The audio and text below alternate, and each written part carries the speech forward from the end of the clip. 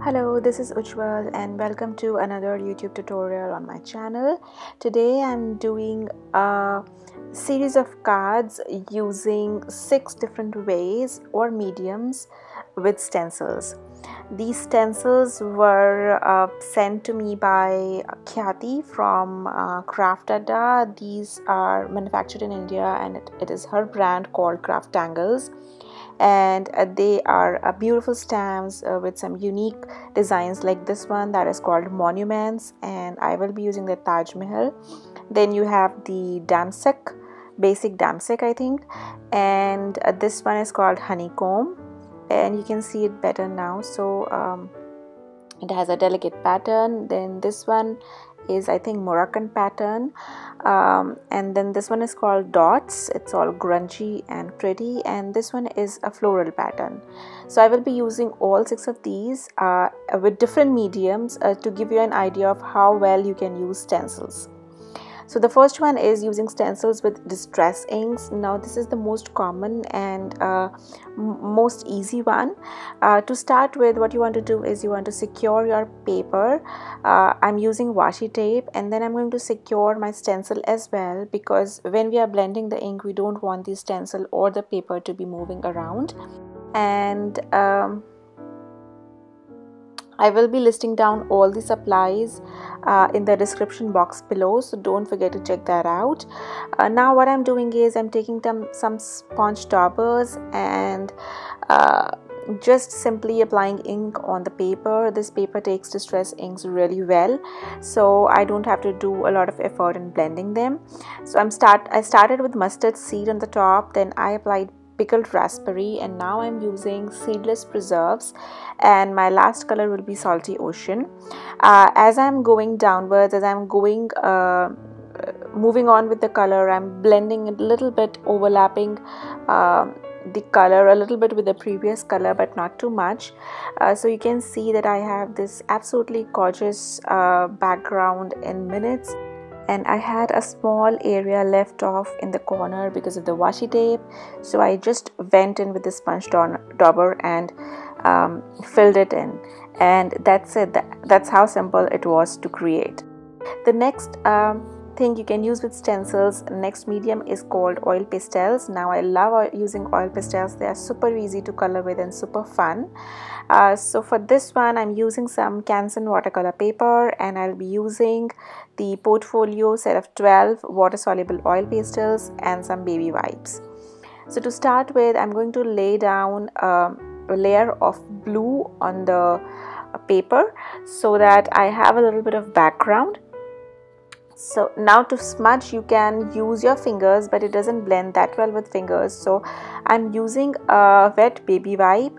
Since these colors are water soluble, it will really blend very easily and well with baby wipes. You do have to apply a bit of pressure, and you can just go in with circular motions and go in as much as you like the blending to be. This does make the pastels lose their color pigment. The color becomes really subtle when you use baby wipes, so you can go in again and keep building the layers as much as you like to. And then now I'm going to lay down position the stencil onto the paper, and then go in with a pink and a yellow. So I'm starting with a pink. I'm just very randomly, just like crayons, I'm just putting the color pigment within the stencil, making sure that it stays inside the stencil, and also you need to make sure that the stencil doesn't move. So you could secure it with some washi tape if you wanted to, but for me it just worked out fine. I was just holding it with my hand the whole time. And then again I went with the wet wipe to mix and blend those colors in.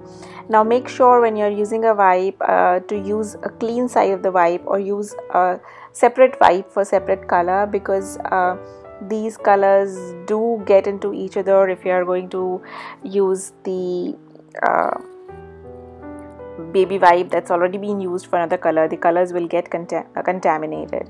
So now I'm just building a little ground for the Taj Mahal with a black color, and then I went back in. I thought the colors were really settled and I wanted them to be bright, so I went in with the oil pastels, and this time I'm blending with my finger so that the vibrancy of the colors is preserved and it is not diluted when I use the wet, just like when I use the wet wipes. Now I'm going to add a little more background with a darker blue, and again smudge it with my fingers. Now if you feel that, again make sure your fingers are clean, they do not have the pink or the yellow on them, otherwise it will all come in the background. So make sure you're using clean fingers, or else you can use something called as paper stumps. These are basically paper mache sticks, and I'll just show that to you in a little while. So I'm adding some more color, and I just wanted to show you that you can use these paper sticks. They come in a pack. I got them from Amazon, and what you can do is just in circular motions you can go over the oil pastels with them, and they will blend the oil pastels without actually ruining the vibrancy of them, so the colors will remain vibrant. Again, make sure you use a clean tip each time you are moving to a different color to make sure that the colors don't become muddy and they don't contaminate each other. So you can see that it blends that oil pastel while still maintaining the vibrancy of the color. And here is the card that I made with it. Moving on to the third one, which is using stencils with glitter. Now I'm not a big fan of glitter. I don't like it because it goes everywhere, but I do like the end results that you get when you use glitter, so I decided to give it a try. What I'm doing here is I have some double-sided adhesive tape, and I will cover the piece of cardstock with it, and then I'm going to burnish it in and make sure it's stuck really well to the cardstock. And then we are going to peel off the backing and place our stencil on top of it. Now I'm going to take the glitter. I'm using some super fine blue glitter here, and I'm going to pour it over the top of the stencil so that it'll go inside all that adhesive, and it'll catch all that adhesive, or rather the adhesive will catch all that glitter and it'll stick to the adhesive underneath. And I'm now going to burnish it in with my fingers and make sure it's really stuck well together, and then we'll tap off the excess, and I'm going to brush off the remaining excess of the stencil using a dry brush, and then carefully remove the stencil, and you can see that I have the pattern forming. So the areas, the adhesive areas which were left, I went back in and poured some white glitter on top of it, and now I'm using a scrap sheet of paper and really pushing that glitter into the paper so that it's stuck really well. And there you go, a fun, sparkly and glittery card, and I had so much fun making it because I don't make cards with glitter so often. Next is using watercolors with stencils. Now again, I'm using Ken Oliver's Color Burst here, but you could use any form of watercolors for this. You could use your regular traditional watercolors, or you could use your color mists. Those will work just as well. So I'm going to take some. Now these Color Burst, these are actually pigmented, these are actually watercolor pigments. They are in dry form, so you cannot see much at the moment, but once I spray water on it, you will be able to see how vibrant and beautiful these colors are. So you can see a little goes a long way. I just had few speckles of color on there, and they've become so vibrant and so pretty right now. So I'm just spraying water and making sure some goes inside the stencil.